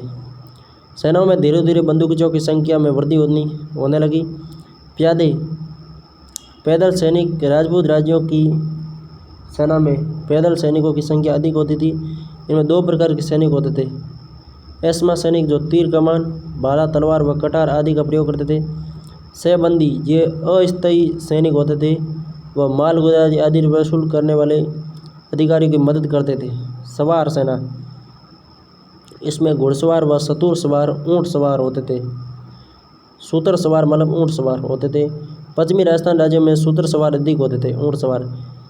मारवाड़ की धरती को है काम टाडो रे बाया नाम टाडो, मरुदरिया धोरा में चली ऊँट गाड़ो। इस युग में सेना में पैदलों की अपेक्षा घुड़सवारों का प्रयोग अधिक होने लगा। मध्यकालीन युग में सतत युद्ध होते रहते थे। प्रत्येक स्वस्थ व्यक्ति को युद्ध के लिए तत्पर रहना पड़ता था तथा घुड़सवार सेनानायक रावत कहलाता था। घुड़सवार सेनानायक रावत कहलाता। घुड़सवार भी दो प्रकार के घुड़सवार होते थे। बारगीर, इन घुड़सवार सैनिकों को सारा साज सामान राज्य की ओर से दिया जाता था। बारगीर को सिलेदार, इन घुड़सवारों को अस्त्र शस्त्र, घोड़ा व अन्य साजो सामान की व्यवस्था स्वयं करनी पड़ती थी। इन्हें केवल युद्ध के समय भर्ती किया जाता था। इनका वेतन भी बारगीर से ज़्यादा होता था। बारगीर का वेतन कम होता था किंतु सिलेदार का वेतन अधिक होता था। बारगीर तो स्थायी होते थे, सिलेदार अस्थायी होते थे। नोट, घुड़सवारों का वेतन उनके घोड़े की नस्ल के आधार पर तय होता था। कालड़ा सवार 20 रुपये, ताजी सवार 16 रुपये, रश्मि सवार 14 रुपये, पड़ीर सवार 13 रुपये, जंगली सवार को सबसे कम वेतन 10 रुपये मासिक दिया जाता था। हस्ती सेना, राज्यों की सेनाओं में हाथियों का प्रयोग भी किया जाता था। इसके प्रबंधन के लिए अलग विभाग पील खाना होता था। हाथियों के लिए पील खाना और ऊँटों के लिए सूतर सवार। तोप खाना, खानवा के युद्ध में 1527 में पहली बार तोपों का प्रयोग हुआ। मुगल प्रभाव से राजपूताना के राज्यों में भी तोपें बनाए जाने लगी। तोपें मुख्यतः दो प्रकार की होती थी, जिनसी और दस्ती। किलों की रक्षा के लिए वहाँ बड़ी बड़ी और भारी तोपें रखी जाती थी, वे जिनसी कहलाती थी। एक जगह निश्चित होती थी, उन्हें जिनसी कहते थे। जो सामान्य दक्षिण से लाई गई थी जिनसी। पहिए लगी गाड़ी पर रखी तोपें जिन्हें बैलों द्वारा खींचा जाता था, उन्हें रेखड़ा शब्द का भी उल्लेख मिलता है। दूसरी तोपें दस्ती कुछ हल्की होती थी। इसे नरनाल सैनिक द्वारा पीठ पर ले जाई गई, गदनाल हाथियों पर ले जाई गई, सूतरनाल ऊँटों पर लादी जाती थी।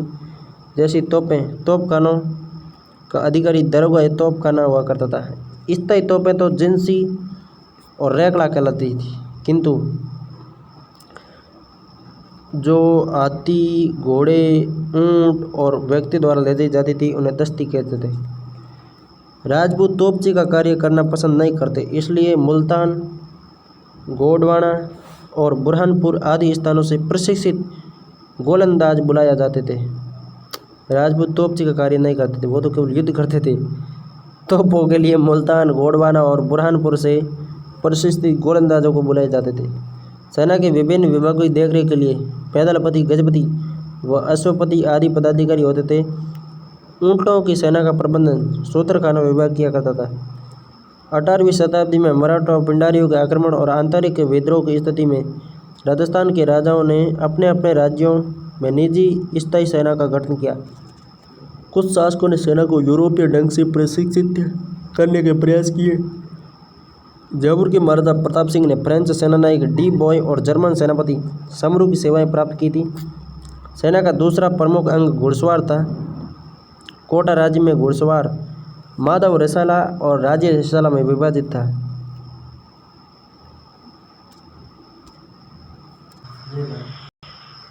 राजस्थान में सामंती व्यवस्था। राजस्थान के राजपूतों राज्यों में सामंत व्यवस्था का उद्भव वहाँ के शासकों की कुलीय परंपरा से हुआ है। राज्य की स्थापना के सामंतों का जो नियुक्ति है वो परिवार के आधार पर की जाती थी। राज्य की स्थापना के साथ ही सामंतों का अस्तित्व आरंभ हो गया। राजा इन सामंतों के सहयोग से ही राज्य की स्थापना व उनकी सीमा में विस्तार करने में सक्षम हुआ। अतः वे सभी अपने को इसका भागीदार समझते थे। उनकी दृष्टि में राजा अपने कुल का प्रधान होता था। यह अपने को उसकी अधीन नहीं बल्कि उसका सहयोगी समझते थे। राज्य के महत्वपूर्ण और विश्वसनीय पदों पर सामान्यतः 100 कुल के सामंतों की ही नियुक्ति की जाती थी। एक ही कुल के सदस्य होने के कारण तथा स्वामी धर्म के सिद्धांत से प्रेरित होकर वे राजा की सेवा करने के लिए सदैव तत्पर रहते थे। 15वीं शताब्दी के बाद सामंत व्यवस्था की राजनीतिक और सामाजिक दृष्टि से महत्वपूर्ण स्थान प्राप्त कर लिया। कर्नल टॉड ने राजस्थान की सामंती व्यवस्था की तुलना मध्ययुगीन यूरोपीय सामंती पद्धति से की है। सामंती व्यवस्था का मूल तत्व यह था कि शासक पिता की मृत्यु के बाद बड़ा पुत्र राजा बनता था। राजा अपने छोटे भाइयों को जीवन यापन हेतु वंशानुगत जागीर के रूप में भूमि दे देता था। भाई बंधु को प्रदत्त उस भूमि का स्वामी सामंत कहलाता था। राज्य अपने सामंत व्यवस्था रक्त संबंध पर आधारित थी। राजा अपने सामंतों को भाईजी और काकाजी आदि आदर्शसूचक शब्दों से संबोधित करते थे। इसी प्रकार सामंत राजा को बापजी कहते थे। राजस्थान के राज्य में 100 कुलीय सामंतों के अलावा कुछ अन्य राजपूत सामंत होते थे। ऐसे सामंतों का अस्तित्व व सम्मान राजा की कृपा पर ही निर्भर था। कुछ सामंत ऐसे भी थे जिन्होंने कम शक्तिशाली होने के कारण नवोदित शासक का सामंत बनना स्वीकार कर लिया। मारवाड़ में भाटी, तंवर, चौहान, जाडेजा आदि इस श्रेणी के सामंत थे। बीकानेर राज्य में सांकड़ा, भाटी, निर्वाण आदि ठिकानेदार इसी तरह के सामंत थे। कर्नल टॉड ने 19वीं शताब्दी के प्रथम इतिहासकार रहा जिसने राजस्थान की सामंती व्यवस्था के बारे में लिखा है। टॉड ने अपनी पुस्तक एनाल्स एंड एंटिक्विटी राजस्थान के प्रथम भाग में राजस्थान की तत्कालीन सामंती और जागीरदारी व्यवस्था का वर्णन किया। 19वीं शताब्दी के प्रथम इतिहासकार जिसने राजस्थान की सामंती व्यवस्था के बारे में लिखा वह कर्नल टॉड था।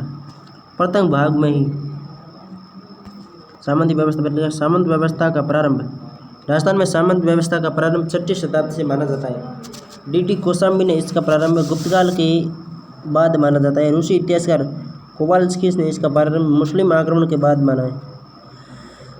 सामंत व्यवस्था का स्वरूप। राजस्थान की सामंती व्यवस्था की तुलना कर्नल जेम्स टॉड ने मध्ययुगीन यूरोपीय सामंती पद्धति से की है, लेकिन राजस्थान की सामंती व्यवस्था पश्चिमी सामंती व्यवस्था से भिन्न थी, क्योंकि पश्चिमी व्यवस्था में राजा व सामंत के संबंध स्वामी और सेवक के संबंधों की तरह थे, जबकि राजस्थान में ये संबंध भाई बंधु के संबंधों की तरह होते थे। राजा के समकक्षों में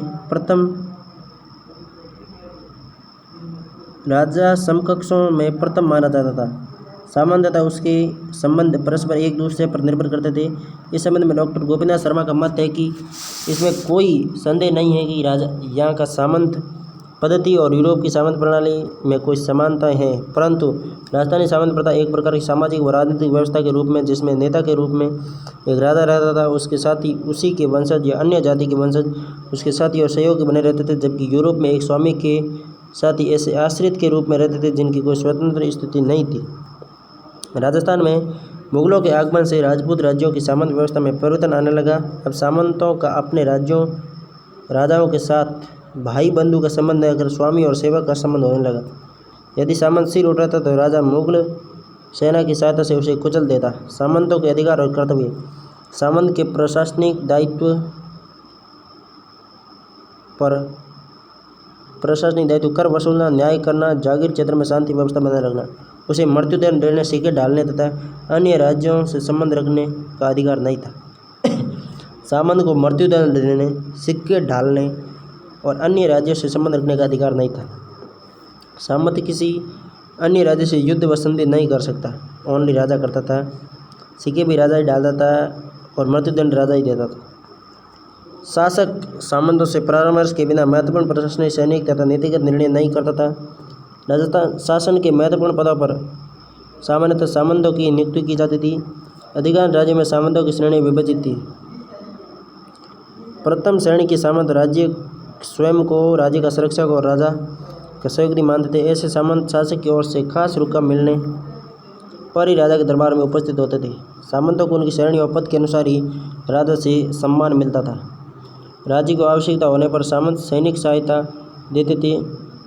राजा सेना के लिए सामंतों पर निर्भर रहता था। सामंतों द्वारा सैनिक सहायता। सामंतों द्वारा दी जाने वाली सैनिक सहायता मोटे तौर पर दो भागों में विभाजित की जाती थी: युद्धकालीन सेवा और शांतिकालीन सेवा। उदाहरण के लिए मारवाड़ में सामंत 1000 रुपये की रेक वार्षिक आय, एक घुड़सवार 750 रुपये एक सतुर सवार और 500 रुपये एक पैदल सिपाही राजकीय सेवा के लिए प्रस्तुत करता था। जैसलमेर में जागीरदार को उनकी जागीर से आय बहुत कम होती थी, अतः उन्हें चाकरी के लिए सैनिक नहीं देने पड़ते थे। यदि उनसे सैनिक सेवा ली जाती तो राजा उनके सैनिकों को वेतन देना पड़ता था। कालांतर में रेक के आधार पर जैसलमेर में व्यक्ति कम थे तो सामंतों की आय कहाँ से होगी। कालांतर में रेक के आधार पर सामंतों की सैनिक सेवा का निर्धारण किया जाने लगा, क्योंकि जैसलमेर में न तो वर्षा होती थी तो फिर वहाँ के मतलब ही क्या। फिर रेक मुगल परिपाटी के अनुसार सामंतों की जागीर की वार्षिक उपज का अनुमान रेक कहलाता था। इसका उल्लेख शासक द्वारा प्रदत्त पट्टे में होता था। रेक के आधार पर ही सामंत से राज्य की रकम की वसूली तथा सेवा प्राप्त की जाती थी। इसी रेक के आधार पर ही सामंत को उत्तराधिकारी शुल्क, हुक्मनामा, न्याय शुल्क, राजकुमारी के विवाह पर न्याय शुल्क, तलवार बधाई आदि राजा को देने होते थे। रेक न तो नियमित रूप से प्रतिवर्ष होता था और न ही इसकी दर निश्चित होती। सर्वप्रथम मारवाड़ राज्य में सूरसिंह के शासनकाल में रेक का निर्धारण हुआ। मारवाड़ रेक शब्द का प्रयोग दो रूपों में किया गया: पट्टा रेक, भर्तू रेक। पट्टा रेक राजा द्वारा प्रदत्त जागीर के पट्टे में उल्लिखित अनुमानित वार्षिक आय। भर्तू रेक वह रकम जो जागीरदार पट्टा रेक के आधार पर राज्य के खजाने में जमा करवाता था। अजीत सिंह के समय सामंतों से तागीरात नामक एक नया कर भी लिया जाने लगा। तागीरात। अजीत सिंह के समय सामंतों से तागीरात नामक एक नया कर लिया जाने लगा। उत्तराधिकारी शुल्क। सामंत की मृत्यु के बाद उक्त जागीर के नए उत्तराधिकारी से उत्तराधिकारी शुल्क वसूला जाता था। सामंत की मृत्यु होते ही राज्य के पदाधिकारी जागीर जब्त कर लेते थे। उत्तराधिकारी शुल्क की वसूली के बाद ठिकाने के उत्तराधिकारी के नाम नया पट्टा जारी कर दिया जाता था। अलग अलग रियासतों में इसे अलग अलग नामों से जाना जाता था। उत्तराधिकारी शुल्क को जोधपुर राज्य में पहले पेशकशी तथा महाराजा अजीत सिंह के काल में हुक्मनामा कहा जाने लगा। जयपुर में इसे नजराना, मेवाड़ में इसे कैद खालसा और तलवार बधाई कहा जाता था। सर्वप्रथम जोधपुर के शासक मोटा राजा उदय सिंह ने पेशकशी के रूप में उत्तराधिकारी शुल्क प्रचलित किया। जैसलमेर एकमात्र रियासत थी जहाँ उत्तराधिकारी शुल्क नहीं लिया जाता था। राजस्थान की एकमात्र रियासत जहाँ उत्तराधिकारी शुल्क नहीं लिया जाता था वो थी जैसलमेर। यह RS का क्वेश्चन था। सामंतों की श्रेणियाँ। मुगलों की मनसबदारी प्रथा से प्रेरणा लेकर राजपूत राजाओं ने भी सामंत व्यवस्था में परिवर्तन करते हुए सामंतों की पद व प्रतिष्ठा के आधार पर श्रेणियाँ बना ली। श्रेणियों के आधार पर सामंतों का दरबार में सम्मान, बैठने की स्थिति, पेशकश, ताजीम, राजा द्वारा स्वागत निर्धारित थे। मारवाड़ में जागीरदार की कई श्रेणियाँ विभाजित थे, लेकिन इनमें 4 मुख्य थे: राजवी, सरदार, मुत्सदी और गनायत। मारवाड़ के सामंत राजवी, सरदार, मुत्सदी और गनायत। राजवी किसे कहते थे? राजा के छोटे भाई व निकट संबंधी राजवी कहलाते थे। उन्हें जीवन निर्वाह के लिए जागीर दी जाती थी। इन्हें 3 पीढ़ी तक रेक, चाकरी, हुक्मनामा आदि करों से मुक्त रखा जाता था। 3 पीढ़ी बाद ही राजवी सामान्य जागीरदारों की श्रेणी में आ जाते थे। सरदारों को 4 श्रेणियों में विभाजित किया जाता था: सिरायत, इकहरी ताजीम के सरदार, बाँ पसाव की ताजीम के सरदार, हाथ के कुरब की ताजीम के सरदार। सिरायत प्रथम श्रेणी के सरदार सिरायत कहलाते थे। प्रारंभ में इनकी संख्या 8 थी, जो बाद में 12 तक पहुंच गई। इन सरदारों का दरबार में बैठने का स्थान राजा के पास सबसे आगे रहता था। ये 2 मिसलों पंक्तियों में महाराजा के दाईं व बाईं ओर निर्धारित होते थे। राव रणमल के वंशज दाईं मिसल और जोधा के वंशज बाईं मिसल के सरदार थे। दाईं पंक्ति में सबसे पहले आहुआ के ठाकुर चंपावत तथा बाईं पंक्ति में सबसे पहले रियां के मेड़तिया ठाकुर को बैठने का अधिकार था। दाएं में चंपावत कुशाल सिंह चंपावत आहुआ का था। बाईं पंक्ति में सबसे पहले रियां के मेड़तिया ठाकुर को बैठने का अधिकार था। सिरायत के सरदारों को दोहरी ताजीम प्राप्त थी। दोहरी ताजीम से अर्थ यह था कि जब सरदार राजा के समक्ष उपस्थित होता था, तब उसकी उपस्थिति के समय और प्रस्थान करते समय महाराजा खड़े होकर उसका अभिवादन करते थे। इकहरी ताजीम, इकहरी ताजीम के सरदार के लिए राजा केवल आने पर ही उसका अभिवादन ग्रहण करता था।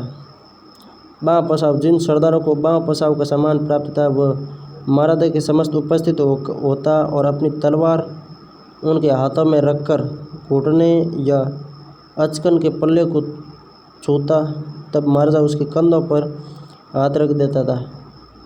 हाथ के कुरब, कुछ सरदारों को हाथ का कुरब सम्मान प्राप्त था। महाराजा उसके कंधे पर हाथ लगाकर उसको अपने हाथ को अपनी छाती तक ले जाता। मुतसदी, इन सामंतों को राज्य प्रशासन में कार्य करने के एवज में जागीर प्राप्त होती थी। राज्य प्रशासन में कार्य करने से जागीर प्राप्त होती थी। उन्हें मुत्सदी कहा जाता था। इनकी जागीर इनके सेवा काल तक की रहती थी। गनायत, ये भी सामंत थे जिनकी राज परिवार से वैवाहिक संबंध होने के कारण जागीरें मिलती थी, या राठौड़ राज्य में स्थापित होने वाले पहले या किसी क्षेत्र के स्वामी थे, जिन्होंने बाद में राठौड़ शासकों की अधीनता स्वीकार के लिए उन्हें गनायत कहा जाता था। राजवी सरदार मुत्सदी गनायत, राजवी सरदार मुत्सदी गनायत, ये सभी मारवाड़ी थे। मारवाड़ में किसी शासक के स्वर्गवास पर सरदारों और मुत्सदियों की स्त्रियां रोती हुई किले पर पहुंचती थी। महाराजा सूरसिंह के समय इस प्रथा का अंत कर दिया गया। मारवाड़ में किसी शासक का स्वर्गवास और सरदारों और मुत्सदियों की स्त्रियां रोती हुई किले पर पहुंचती थी। मारवाड़ में किसी शासक के स्वर्गवास होता था तो सरदारों और मुत्सदियों की स्त्रियां रोती हुई किले पर पहुंचती। महाराजा सूरसिंह के समय इस प्रथा को अंत कर दिया गया। मारवाड़ में नए राजा का राज तिलक करने का अधिकार बांगड़ी के जैतावत ठाकुर को था। मारवाड़ में नए राजा का राज तिलक करने का अधिकार बांगड़ी के जैतावत, जो अपने अंगूठे को तलवार से चीर कर रक्त से टीका किया करता था। मारवाड़ में प्रधान का पद पहले आसपा के कुंपावत ठाकुरों व बाद में चंपावतों के पास था। जोधपुर में मोदियाड़ के 12 ठाकुर को राज तिलक के समय वंशावली की उद्घोषणा करने का अधिकार था। जोधपुर के मोदियाड़ के 12 ठाकुर को राज तिलक के समय वंशावली की उद्घोषणा करने। मेवाड़ राज्य, मेवाड़ में सर्वप्रथम महाराणा अमर सिंह द्वितीय के समय सामंती प्रथा को व्यवस्थित किया गया तो जागीर बदलने की परंपरा को समाप्त कर दिया गया। मेवाड़ में सामंतों को 16, 32 और गोल 3 श्रेणियाँ थी। मारवाड़ में तो थी राजवी, सरदार, मुत्सदी और गनायत। मेवाड़ में 16, 32 और गोल 3 श्रेणियों में विभाजित थी। ये व्यवस्था अमरशाही रेख कहलाती थी। 3 विभागों में 16, 32 और गोल में बांटना। इस व्यवस्था में महाराणा का स्थान सर्वोच्च था। उनकी अधीनता में 2 राजा, 16 उमराव, 32 सामंत और कई 100 तृतीय श्रेणी के जागीरदार होते थे। राजपूतों को अक्सर गोल कहकर चिढ़ाया जाता है, क्योंकि गोल है ना तो सामंतों की सबसे निचली श्रेणी, इसलिए उनको परेशानी होती है। वैसे इन बातों से कोई फर्क नहीं पड़ता है, किंतु हमारे होता था जब साथ में पढ़ते थे तो ऐसे बोलते थे। मेवाड़ के सामंत 16, 32 और गोल। प्रथम श्रेणी के सरदार 16 थे, उन्हें उमराव, 16 को उमराव। 2 राजा, 16 उमराव। अमर सिंह द्वितीय के समय इनकी संख्या 16 थी, जो बाद में 21 और 19 शताब्दी के अंत में 24 हो गई। इन उमरावों को ताजीम व पसाव हाथ का कुरब आदि सम्मान प्राप्त था। महाराणा के दाहिने हाथ की बैठक बड़ी ओल, द से दायां, ब से बड़ा। बाईं तरफ की बैठक कमरों की ओर कहलाती थी। दाईं तरफ की ओर बड़ी ओल और दाईं तरफ की ओर कमरों की ओर कहलाती थी। द्वितीय श्रेणी, मेवाड़ में द्वितीय श्रेणी में 32 सामंत थे, इसलिए ये 32 के सरदार कहलाते थे। प्रथम श्रेणी में 16 उमराव, 16 सामंतों को उमराव कहा जाता था। द्वितीय श्रेणी में 32 ये सरदार कहलाते थे और तृतीय श्रेणी में गोल। उमराव, सरदार और गोल। उमराव तो थे 16, सरदार थे 32 और गोल तो सैकड़ों होते थे, कोई संख्या निश्चित नहीं थी। तृतीय श्रेणी के सामंतों की संख्या सैकड़ों में थी, इन्हें गोल कहा जाता था। मेवाड़ के सामंतों में बनेड़ा, सलुम्बर, बेदला, शाहपुरा के शासकों का विशेष स्थान था। इस व्यवस्था में बनेड़ा और शाहपुरा का विशेष स्थान था। यहाँ के शासक राजा कहलाते थे। 2 राजा यानी बनेड़ा और शाहपुरा का विशेष स्थान राजा कहलाता था, मेवाड़ में उपस्थित होता था। इन्हें प्रथम श्रेणी के सरदारों में उच्च स्थान प्राप्त था। सलुम्बर का ठाकुर महाराणा की अनुपस्थिति में प्रशासन चलाता था। अब सलुम्बर को तो इससे भी अधिक, यदि महाराणा कहीं पहुंचा हुआ है तो सलुम्बर का ठाकुर है जो प्रशासन चलाता था। नए महाराणा के कमर में तलवार बांधने व युद्ध के समय अरावल में रहने का विशेष अधिकार प्राप्त था सलुम्बर के ठाकुर को। सलुम्बर के ठाकुर को मेवाड़ राज्य में प्रधान का पद वंशानुगत प्राप्त था। जागीर के लिए जारी पट्टे पर सलुम्बर ठाकुर की मोहर लगती थी। सलुम्बर ठाकुर की मृत्यु पर महाराणा स्वयं मातमपुरसी के लिए संदुम्बर जाता था। बहुत बड़ा सम्मान था भाई साहब सलुम्बर के रावतों ठाकुरों को। सलुम्बर के ठाकुर की यदि मृत्यु होती तो मृत्यु पर महाराणा स्वयं मातमपुरसी के लिए सलुम्बर जाता था। महाराणा कौन जाए, किंतु पद ऊंचा होगा तो हर कोई जाता है। जब नया महाराणा गद्दी पर आसीन होता तब उसके शोक निवारण का दस्तूर बेदला के राव द्वारा संपन्न किया जाता था। बेदला का राव और उत्तराधिकारी राजकुमार मेवाड़ महाराणा के अंतिम संस्कार में सम्मिलित नहीं होते थे। 2 व्यक्ति थे जो मेवाड़ के महाराणा के अंतिम संस्कार में शामिल नहीं होते थे। एक तो बेदला का राव और उत्तराधिकारी राजकुमार मेवाड़ के अंतिम संस्कार में शामिल नहीं होते थे। जब नया महाराणा गद्दी पर आसीन होता था तब उसके शोक निवारण का दस्तूर बेदला के राव द्वारा संपन्न किया जाता था। नया महाराणा होता था तो उसका शोक निवारण का दस्तूर बेदला राव, और बेदला राव यदि वहाँ पर चला गया अंतिम संस्कार में तो फिर वो तो खुद भी उसका मूड खराब हो जाए तो क्या वो शोक निवारण करेगा। मेवाड़ के नए महाराणा का राजतिलक उंदरी गांव का भील खमेत मुखिया अपने अंगूठे को चीर कर उसके ललाट पर टीका किया करता था। महाराणा राज सिंह द्वितीय के समय यह प्रथा बंद कर दी गई। मेवाड़ में बागोर, केरजली और शिवरती के सामंत महाराणा के निकट संबंधी थे, अतः महाराणा ने निसंतान रहने पर भी इन ठिकाने से किसी बालक को गोद लेने की परंपरा थी। ये तीनों ठिकाने महाराणा संग्राम सिंह द्वितीय के 3 पुत्रों के वंशजों की जागीरें थी। बागोर, करजली और शिवरती के ठिकानों से महाराणा के निसंतान होने पर बच्चे गोद लिए जाते थे। मेवाड़ के सामंतों को छटूंद, तलवार बंधाई, नजराना आदि की रकम नियमानुसार राज्य के खजाने में जमा करवानी होती थी। सामंत अपनी जागीर की वार्षिक आय का 6ठा हिस्सा छटूंद राज्य को देता था। छटूंद की दर को लेकर मेवाड़ में अनेक बार बखेड़ा हो जाता था। मेवाड़ में आमेर, भिंडर, गोगुंदा, देवगढ़, बनेड़ा व शाहपुरा के सामंत तलवार बंधाई के कर से मुक्त थे। तलवार बंधाई कर से मुक्त थे। एक तो आमेर, भिंडर, गोगुंदा, देवगढ़, बनेड़ा और शाहपुरा। बेदला का राव व उत्तराधिकारी राजकुमार मेवाड़ महाराणा के अंतिम संस्कार में सम्मिलित नहीं होते थे। त्यौहार आदि के अवसर पर जब सामंत राजधानी में एकत्रित होते थे तब वे महाराणा को नजराना प्रस्तुत करते थे। बीकानेर राज्य, बीकानेर महाराजा राय सिंह ने सामंती व्यवस्था में परिवर्तन किए। उन्होंने बीकानेर में सबसे पहले पट्टा प्रणाली प्रारंभ की। इसके द्वारा सामंतों की सेवाओं, दायित्वों तथा अधिकारों को निश्चित कर उन्हें नियंत्रित करने का प्रयास किया। बीकानेर के सामान्य 3 वर्गों में विभाजित थे सामंत। प्रथम राव बीका के वंशज, द्वितीय राव बीका के भाई व चाचा के वंशज, तृतीय स्थानीय व प्रदेशी अधीनस्थ सामंत। मेवाड़ में 4 राजवीर, सरदार, मुत्सदी, गणायत। मारवाड़ में 3, 16, 32 और गोल। 16 तो थे उमराव, 32 थे सरदार और गोल सैकड़ों की संख्या में। बीकानेर में 3 थे प्रथम में राव बीका के वंशज, द्वितीय में बीका के भाई व चाचा के वंशज, तृतीय स्थानीय व प्रदेशी। बीकानेर के सामंत, बीका के वंशज, बीका के भाई व चाचा के वंशज और स्थानीय व प्रदेशी सामंत। प्रथम व द्वितीय श्रेणी के सामंत आसामीदार चाकर पटायत कहलाते थे, उन्हें यह जागीर वंशानुक्रम प्राप्त थी। तृतीय श्रेणी में वे सामंत थे जो बीकानेर राज्य की स्थापना से पहले इस क्षेत्र में विद्यमान थे। इन्होंने राठौड़ों की अधीनता स्वीकार कर ली। प्रदेशी ठाकुरों में भाटी और सांकला प्रमुख थे। भाटी और सांकला प्रदेशी ठाकुरों में प्रमुख थे। कोटा राज्य, कोटा राज्य में राज्य सेवा के अनुसार सामंतों के पद का निर्धारण होता था।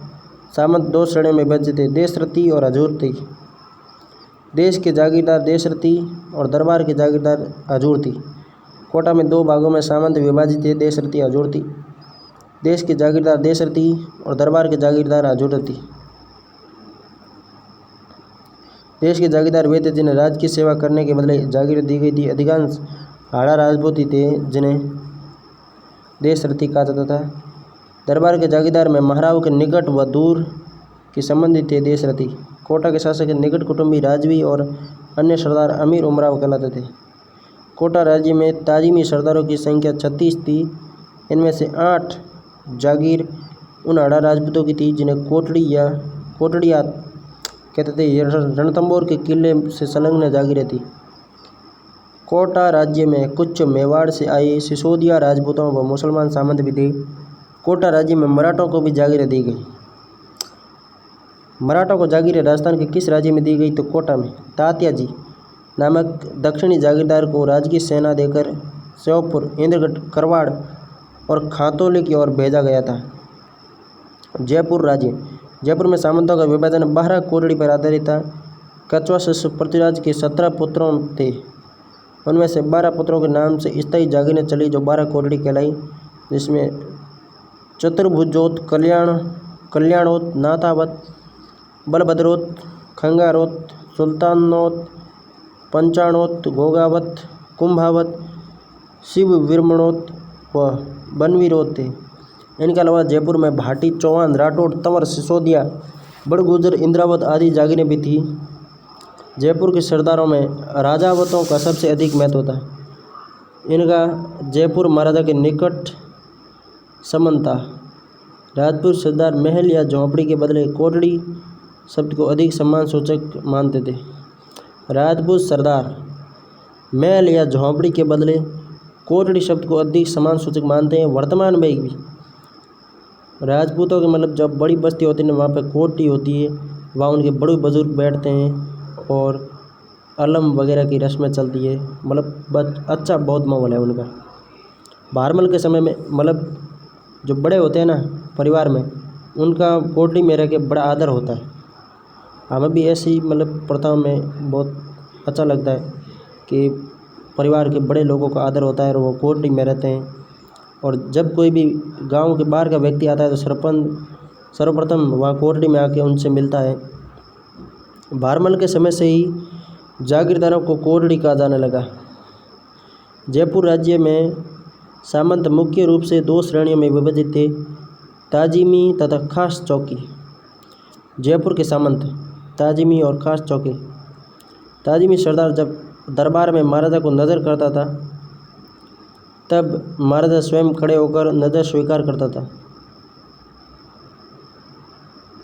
ऐसे सरदारों को पैरों में सोना पहनने का अधिकार होता था। इनको आवश्यकता होने पर खास रुका भेजकर दरबार में बुलाया जाता था तथा सिरोपाव देकर उनको सीख रवानगी दी जाती थी। जैसलमेर राज्य, जैसलमेर के राजनीतिक जीवन में सामंती प्रथा का एक विशिष्ट स्थान रहा है। जैसलमेर ख्यात के अनुसार राय के शासनकाल में डावी यानी कि बाई, जीवनी यानी कि दाई मिसलों का निर्माण हुआ। डावी और जीवनी मिसलों का निर्माण हुआ। जैसलमेर में डावी मिसल, जीवनी मिसल। डावी मिसल में बाड़मेर के बाड़मेरा राठौड़ व कोटड़ा के कोटड़िया राठौड़ों को रखा जाता था। जीवनी मिसल में बीकमपुर के बरसिंह भाटियों व बरसलपुर के खियाँ भाटियों को रखा जाता था। डावी में तो राठौड़ रहते थे और जीवनी में तो भाई भाटियों का राजवंश था, तो भाटी ही रहने। इन चारों को जैसलमेर राज्य का श्रेष्ठ उमराव माना जाता था। इनके अतिरिक्त सोडा, खाबड़िया भाटी तथा सिंहड़ भाटी राज्य के स्तंभ कहलाते थे। सोडा, खाबड़िया भाटी, सिंहड़ भाटी राज्य के स्तंभ कहलाते थे। इन सामंतों में राज परिवार के निकट संबंधियों को राजवी तथा दूर के संबंधियों को रावलोत। राज परिवार के निकट संबंधी को तो राजवी कहते थे, दूर संबंधियों को रावलोत कहते थे। राजस्थान के अन्य राज्यों के सामंत यहाँ पर भी बड़े बड़े सरदारों को ताजीम दी जाती थी। जैसलमेर राज्य में किसी जागीरदार की मृत्यु होने पर उसके उत्तराधिकारी से कमर बंधाई के रूप में कोई कर नहीं लिया जाता था। इसके विपरीत इस अवसर पर उत्तराधिकारी को मारावल की तरफ से सिरोपाव दिया जाता था, भेंट ऊपर से दी जाती थी। राजस्थान की सामंत व्यवस्था में ग्रासिया और भूमियों का महत्वपूर्ण स्थान था। सामंत व्यवस्था में ग्रासिया और भूमियों का महत्वपूर्ण स्थान था। ग्रासिया ठाकुरों वे भूमिपति होते थे जिनको राज्य की निश्चित सैनिक सेवा की एवज में शासक की तरफ से पट्टे या सनद द्वारा भूमि प्रदान की गई थी। भूमिया जागीरदार वे थे जिन्हें सामंत के क्षेत्र में सुरक्षा या राज्य की सेवा हेतु बलिदान के बदले भूमि प्रदान की गई थी। इनका भूमि पर वंशानुगत अधिकार होता था तथा हासिल व लाग से मुक्त होती थी। इन्हें भूम बराड़ या भूम बाव के रूप में नाम मात्र की रकम राज्य खजाने में जमा करवानी पड़ती थी। सिरोपाव राजस्थान की विभिन्न रियासतों में कवियों, दरबारियों, सैनिकों, सेनापतियों व अन्य श्रेष्ठ व्यक्तियों को राजा द्वारा राज परिवार की तरफ से दिया जाने वाला सम्मान या पुरस्कार, राज परिवार से कोई सम्मान या पुरस्कार दिया जाता था ना, उसे सिरोपाव कहते थे। वर्तमान में तो नए नाम हो गए पुरस्कार सम्मान, उस समय ऐसे नाम नहीं थे तो उस समय उसे सिरोपाव कहते थे। इसमें राजा द्वारा विशेष वस्त्र, आभूषण, नगद रुपये आदि दिए जाते थे। मारवाड़ में सर्वोच्च सिरोपाव हाथी था। प्रथम श्रेणी के सामंत जब राजा के दरबार में उपस्थित होते थे तब उसके लौटते समय शासक उन्हें सिरोपाव देकर विदा करते थे। इसके अलावा राजा के राज्याभिषेक, राजपरिवार, विवाह, जन्मदिन आदि के अवसरों पर भी सामंतों को सिरोपाव दिया जाता था। सिरोपाव किसे मिलता था? सिरोपाव सामंतों को। राजस्थान की विभिन्न रियासतों में हाथी सिरोपाव, पालकी सिरोपाव, घोड़ा सिरोपाव, सादा सिरोपाव, कंठी सिरोपाव, कड़ा दुसाला सिरोपाव, मदिल सिरोपाव, कड़ा दुसाला सिरोपाव आदि प्रचलित थे।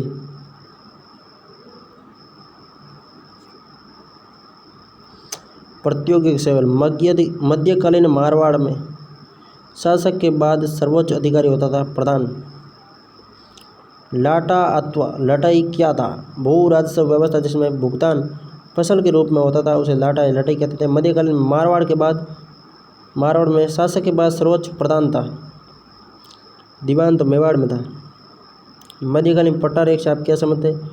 पट्टा में लिखा हुआ निर्धारित कर पट्टा रेख कहलाता था। जागीर शब्द किस भाषा का है? जागीर पारसी भाषा का शब्द है।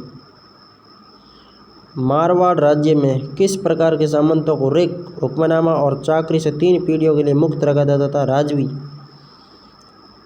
राजस्थान के राजवंशों के राजस्व प्रणाली के अंतर्गत किस प्रकार की भूमि को राजा की निजी संपत्ति माना जाता था? खालसा भूमि को राजा की निजी संपत्ति माना जाता था। भरतूर एक से तात्पर्य है राजस्व की वास्तविक राशि जैसे सामंत राज के कोष में जमा करवाता था उसे भरतूर एक कहते हैं। महाराणा अमर सिंह द्वितीय द्वारा मेवाड़ में प्रथम श्रेणी के सामंतों की कितनी संख्या निर्धारित की गई? प्रथम श्रेणी की 16 जिसे उमराव कहते थे। द्वितीय श्रेणी की 36 जिन्हें सरदार, और तृतीय श्रेणी की कोई निश्चित नहीं थी उन्हें गोल कहते थे। 8वीं से 12वीं सदी में समाज में राजस्थान में प्रचलित अधिकारी अक्षय पटली का संबंध किस रेख से था? राज्य में आय व्यय का बड़ा रखने वाला अधिकारी अक्षय पटली कहलाता था। राजस्थान के पूर्व मध्यकालीन राज्य में नैमितिक ज्योतिष था। नैमितिक राज के ज्योतिष था। भिस्काधिराज मुख्य वैद्य था। डाबी यानी बाई, जीवनी यानी दाई। सामंतों की श्रेणियों राजस्थान में कहाँ प्रचलित थी? तो वो थी जैसलमेर में। राजस्थान की एकमात्र रियासत कौन सी है जहाँ उत्तराधिकारी शुल्क नहीं लिया जाता था? जैसलमेर। राजस्थान के इतिहास में पट्टा रेख से क्या अभिप्राय है? आंकलित राजस्व या जागीरदार की वार्षिक आय पट्टा रेख कहलाती थी। लाटा और कूता का संबंध, उपज पर कर आंकने की पद्धति लाटा कूता कहलाती थी। भूमि बंदोबस्त की साध प्रथा का संबंध किस राज्य से? मेवाड़ से। भूमि बंदोबस्त की साध प्रथा कहाँ से? मेवाड़ से। भूमि बंदोबस्त की साध प्रथा मेवाड़ से संबंधित है।